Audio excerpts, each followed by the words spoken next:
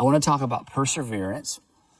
This has been one of the themes in your life, not because you chose it, but because you didn't have, well, you did have a choice, but you were oftentimes left with two options: give up or persevere.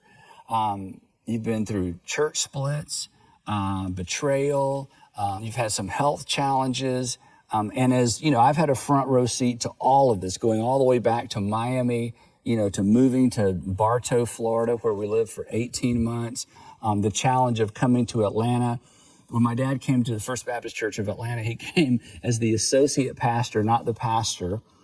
And see if I get this right. And when they showed him his office, you sat down and you went to open the drawer to the desk, and all the drawers were locked and no key. All the drawers were locked, no key. And it's like, hey, welcome to the church. And so there's so many stories related to that difficult transition.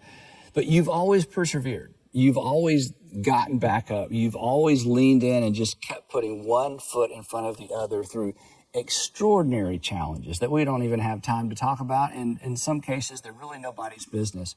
But talk just a little bit about perseverance, because there are people watching, people listening, who especially in this season are going through some really, really difficult times.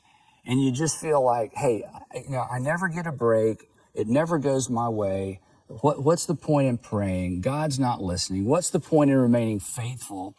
God's not responding to my faith. What do you say to that person? And where did you find the energy or the confidence to just keep getting back up and moving forward? Because I believed with all my heart, if I obeyed God, He'd help me through whatever that was. And I won't get into all those stories, but time after time after time, I watched God answer my prayers. Sometimes I thought, Lord, you're late, you're getting late. But He always came through at the right time, no matter what the situation was. And I've got lots of those illustrations. And one thing also that helped me was I was excited to see what God was going to do next. Even in the down times. In the down times, I think, okay, Lord, I've come this far. I've done what you told me to do. It doesn't look very good, but I'm going to trust you, and I'm going to see what happens. And without fail, God always brought me through every difficult situation.